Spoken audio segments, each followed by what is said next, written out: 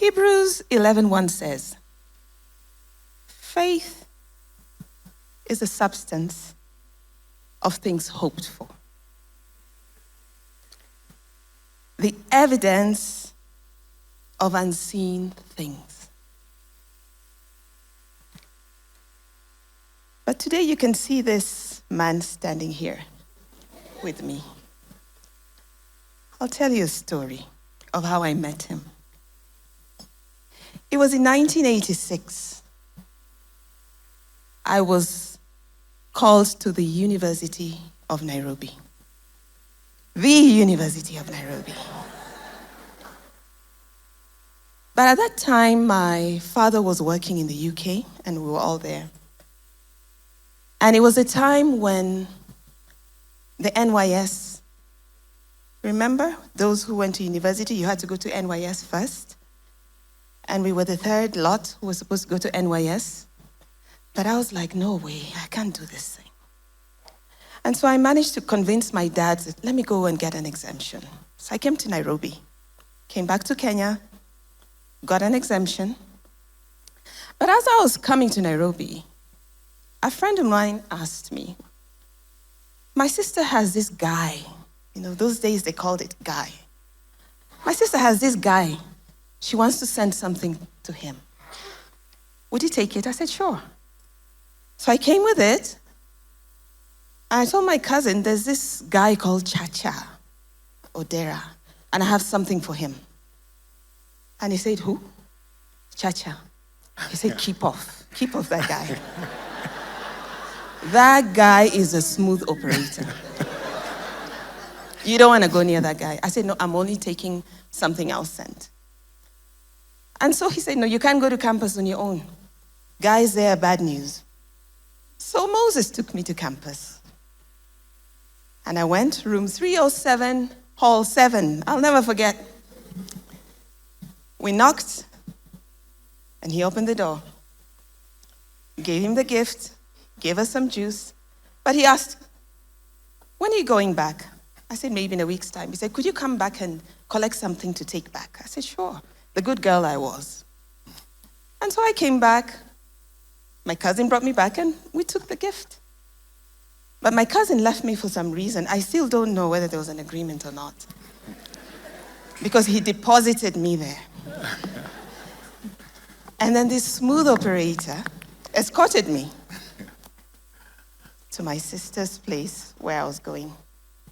Went back to the UK and came back to campus. On our first day of registration, when it's only first years were supposed to be there, guess who was there? At the registration, my smooth operator.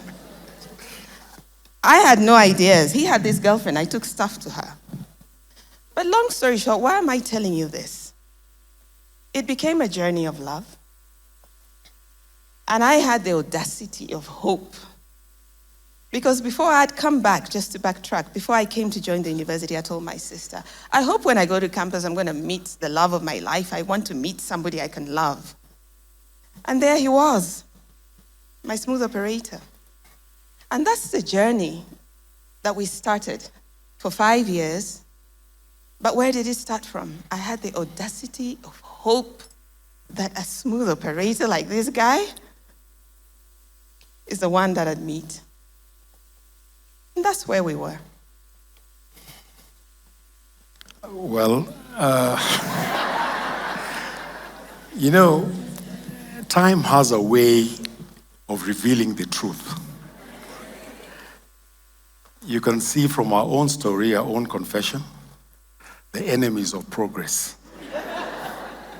Having somebody, first of all, labeling me as a smooth operator when I was an altar boy, when I was growing up, discouraging Gilda from meeting her destiny. There is what one says, if it will happen, it will happen. And that's what gives us hope. The audacity of hope. And indeed, when I look at my own life, it has been anchored on hope. And that hope, I don't look at it in terms of what one would say in abstract. It is anchored on sacrifices that many people made to make me who I am today.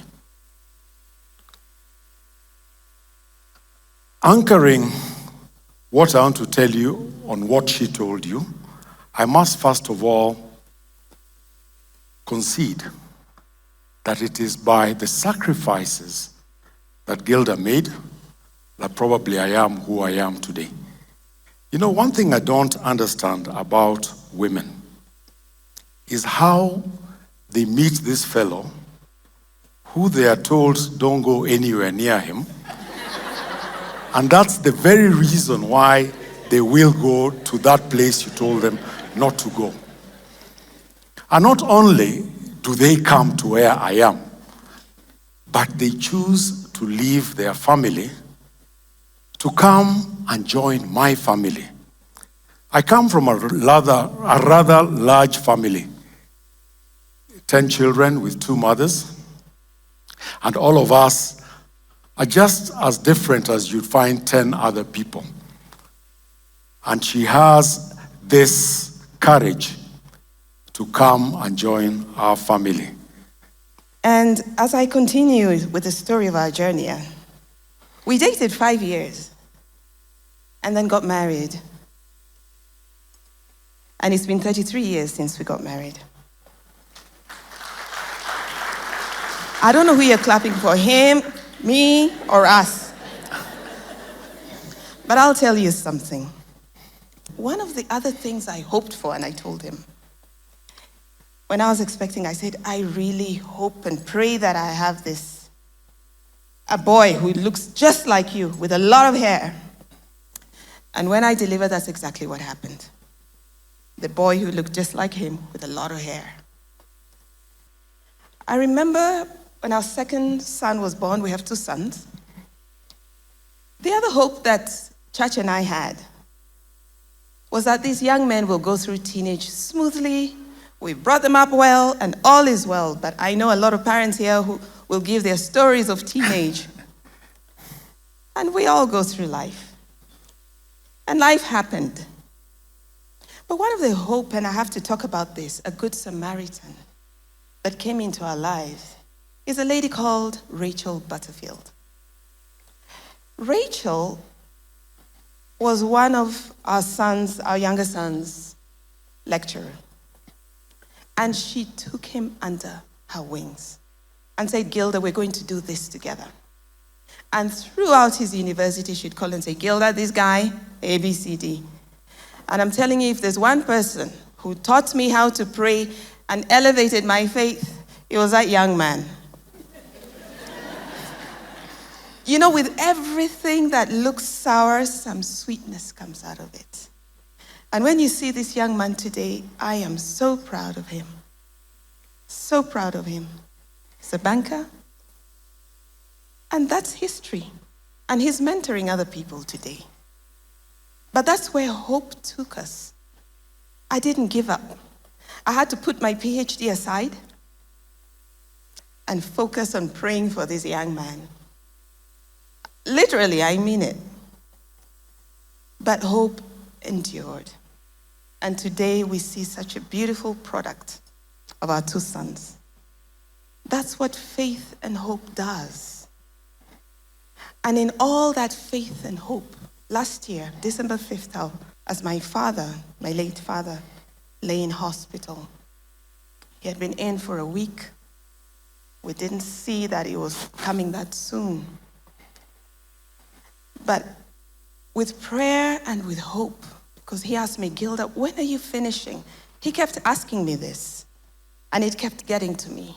And one day, I saw in my M-Pesa 200,000 shillings. And he said, that is for you to pay your semester term and finish. Do you know, I literally stood up the next day, put everything aside.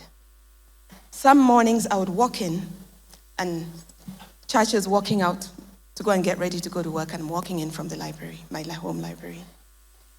And on December 5th, I successfully defended my thesis. In the midst of my pain, in the midst of the struggle, God came through. And so let's never give up on hope. Never.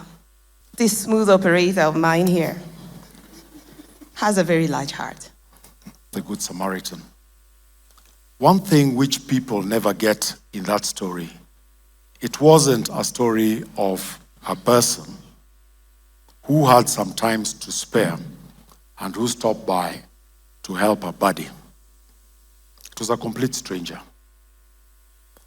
A person was injured on his way, the highway around Jericho. And his relatives passed him. His faith advisors, those are the clergy of those days, were too busy, they passed him. And it was a stranger who stopped by and rescued him. Not only rescued him, but went and ensured that the injured fellow was treated and left something in the event that more money was needed. And that was sacrificial. Sacrifice is not sharing that extra that you have. Sacrifice is sharing that which you yourself needs, but you are ready to forgo it so that somebody else can benefit. I'm a lawyer by profession, and by the kind of work that we do, we come across various situations. One particular situation which I got into, and I didn't know I would be in it for over 10 years, started one evening when I was leaving the office. Just as I was locking up, some lady got off the lift. She was an Asian lady. She was carrying a small paper bag, and she looked rather distressed. She asked me if I were a lawyer, and I looked at her. I was tempted to say, no, I'm not, but since I was properly brought up, I told her the truth. I just told her, yes, I'm a lawyer. So she told me she had to see me. I pleaded with her that can we meet the next day, and she was very insistent that we must meet tonight. So she came into my office. She gave me a very sad story. One of these people who came to Kenya as a result of an arranged marriage. She had no relatives in Kenya, and the only people she knew were the family of her husband. She had been going through abuse, with the last abuse being having been locked in a store and left with some dry bread and some basin through which she could use for ablution. And when I asked her, why would anybody do this to you? She told me it's because she only managed to get one child and was unable to conceive again. So these people were beating her with the hope that with violence being visited upon her, she'll be able to conceive. Needless to say, you didn't have to go to school to know that wouldn't happen. So I then asked her, what do you want? She told me she needed some court intervention. I took down some notes and I told her to come the next day. She looked at me and told me she had nowhere to go. And I asked myself now, what do I do with this lady? She has no relatives, no friends, she has nowhere to go. I can't take her home, because if I take her home, I'll have to deal with her. Explaining to her why a client must come and spend the night at home. And the natural question should have asked me would be, so tomorrow if you have a client who has been charged with robbery, with violence, and they have nowhere to go, you'll also bring the person home. So I thought through it. Fortunately, we had a client who had a guest house somewhere in Parklands. We called. The person said, yes, we can accommodate the lady. And what we thought would just be a few weeks of accommodating her took about 3-4 months accommodating her at our expense, because she was a complete destitute. In fact, we had to give her pocket money to just get along, bus fare to come to the office and that kind of thing. Eventually, we were able to get certain orders from the court, but the problem came that she couldn't leave the country because she couldn't go away with her son, the son being a minor. And she then had to hang around for another close to 10 years, waiting for the child to get to 18. Through those 10 years, fortunately, we were able to get her some work to do. And over and above that, the husband was made to pay certain maintenance on a monthly basis, which of course he was very upset about. The first time the maintenance was to be paid, he came to my office with a bag full of coins, and he wanted me to count those coins to confirm that is the amount that the court had ordered. So I sat down, we looked at the money, and I told him, yes, we will do that.